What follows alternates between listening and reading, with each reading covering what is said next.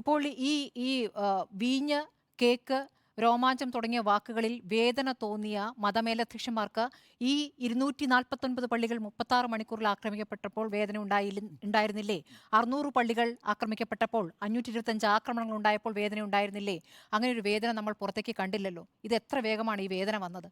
ഏത് വിഷയത്തിലാണ് വേദന വന്നത്? അപ്പോൾ ഞങ്ങൾ ചോദ്യം ചെയ്യാൻ പാടില്ലാത്ത ഒരു പ്രത്യേക വിഭാഗമായി നിൽക്കുന്നു. അപ്പോൾ ക്ലെമിസ് ബാവ പറഞ്ഞില്ല ഈ കേന്ദ്ര സർക്കാരുമായി ഞങ്ങൾ സഹകരിക്കില്ല എന്ന്? ഇല്ല, പറഞ്ഞിട്ടില്ല. അപ്പോൾ അതൊരു ചോദ്യമായി ഇപ്പോൾ ഈ സമൂഹത്തിൽ നിലനിർത്തിയാണ്. നേരത്തെ പറഞ്ഞ പോലെ നമ്മുടെ ഇപ്പോൾ സമൂഹം വല്ലാതെ മാറിയിരിക്കുന്നു. 2 രൂപത്തിൽ വിഭജിച്ചു കഴിഞ്ഞിരിക്കുന്നു. ഏതൊക്കെ രൂപത്തിൽ രാഷ്ട്രീയ നേതാക്കൾക്ക് പ്രതികരിക്കാം, പറഞ്ഞതിൽ നിന്ന് പിന്നാക്കം പോകേണ്ട അവസ്ഥ. നമുക്ക് ഈ CPM-ന്റെ ശ്രീ കെ അനിൽകുമാറിന് തന്നെ ആ അനുഭവം ഉണ്ടായിട്ടുണ്ടല്ലോ. തട്ടമിടാൻ ആഗ്രഹിക്കാത്ത സ്ത്രീകൾക്ക് തട്ടമിടാതിരിക്കാൻ കഴിയുന്ന ഒരു സാഹചര്യം ഉണ്ടാക്കിയിട്ടുണ്ട് ഇടത് സർക്കാർ എന്നാണ് പറഞ്ഞത്. അത് തട്ടമിടാൻ ആഗ്രഹിക്കാത്ത എന്നുള്ളതാണ്. ആഗ്രഹിക്കാത്ത എന്നുള്ള വാക്ക് കളഞ്ഞ് തട്ടമിടാതെ കളയുന്നു എന്ന രൂപത്തിലാക്കുകയും പിന്നീട് അന്ന് പിന്നാക്കം പോകേണ്ടി വന്നു. അപ്പോഴും പാർട്ടിയാണ് ആവശ്യപ്പെട്ടത് തിരുത്താൻ. അപ്പോൾ തിരുത്തലല്ല, പിൻവാങ്ങൽ, അല്ലെങ്കിൽ ആ വാക്ക് പിൻവലിക്കൽ. തിരുത്തൽ എന്ന വാക്ക് ശരിയാണെന്ന് എനിക്ക് തോന്നുന്നില്ല. ആ രൂപത്തിലേക്ക് പോകേണ്ടി വരുന്നു. ഇതേ സമയമാണ് ഈ നാർക്കോട്ടിക് ജിഹാദ് പറഞ്ഞ പാലാ ബിഷപ്പിനെ അവിടെ പോയി കണ്ട് നന്നായി ഒന്ന് സംസാരിച്ച് ചിരിച്ച് വർത്തമാനം പറഞ്ഞ് നിങ്ങളിങ്ങനെ ഇതിലൊന്നും വീടരുത് എന്ന രൂപത്തിൽ പറഞ്ഞുകൊണ്ട് അതിനെ വേറെ രൂപത്തിൽ എന്താണ് പണ്ഡിതോചിതമായ പ്രതികരണം എന്ന രൂപത്തിൽ പുറത്തു പറയുന്നത്. അപ്പോൾ 2 രൂപത്തിലാണിത് പരിഹരിക്കാൻ ശ്രമിക്കുക, 2 രൂപത്തിലാണ് ഇതിനെ ടാക്കിൾ ചെയ്യാൻ ശ്രമിക്കുന്നത്. അപ്പോൾ ഏത് ശ്രമമാണ് ഏറ്റവും മാന്യമായ ശ്രമം എന്നുള്ളതാണ്. നമ്മുടെ സമൂഹത്തിന് മുന്നിൽ രണ്ടുമുണ്ടല്ലോ. അപ്പോൾ പാർട്ടിയുടെ നിലപാടെന്ന് പറയുന്നത് ഇതിലേതാണ് എന്നൊരു ചോദ്യം കൂടി അവിടെ ഉയരുന്നുണ്ട്. വളരെ പ്രസക്തമായ ചോദ്യവുമാണ്. കാരണം ഈ വോട്ട് ബാങ്കിനും ഇവിടെയാണ് MV നികേഷ് കുമാർ ഒരു പ്രധാന പ്രശ്നം ഉദിക്കുന്നത്.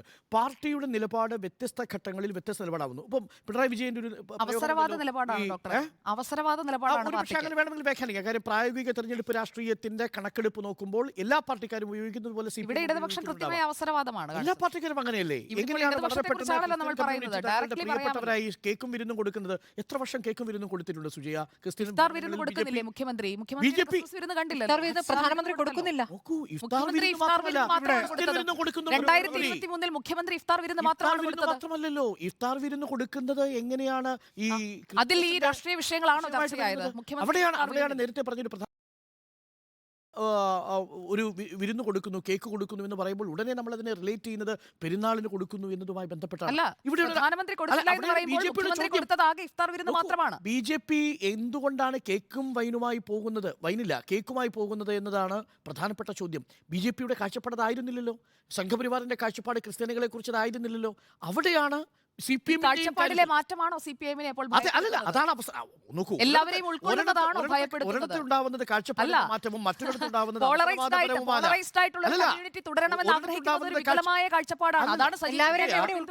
ഒരിടത്തുണ്ടാവുന്നത് കാഴ്ചപ്പാട് മാറ്റവും മറ്റൊരു വശത്തുണ്ടാവുന്നത് അവസരവാദപരവും എന്ന് പറയാൻ കഴിയില്ല. അവസരവാദപരമായ നിലപാട് ഒരു പ്രായോഗിക ജനാധിപത്യ രാഷ്ട്രീയത്തിൽ എടുക്കുന്നു എന്നതാണ് പാർട്ടികളുടെ ലിമിറ്റേഷൻ. അതുകൊണ്ടാണ് ഞാൻ വരുന്നത്.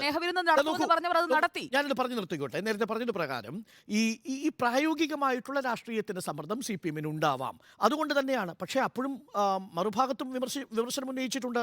എന്താണ് ഈ വേസ്റ്റിനെ കുറിച്ച് പറഞ്ഞത് ഓർമ്മിക്കുന്നില്ലേ? ഈ തിരുമുടിയെ കുറിച്ച് പറഞ്ഞത് ഓർമ്മിക്കുന്നില്ലേ? നഖത്തെ കുറിച്ച് പറഞ്ഞത് ഓർമ്മിക്കുന്നില്ലേ? ആ വാദത്തിൽ നിന്നും പിന്നിലേക്ക് പോയിട്ടില്ല.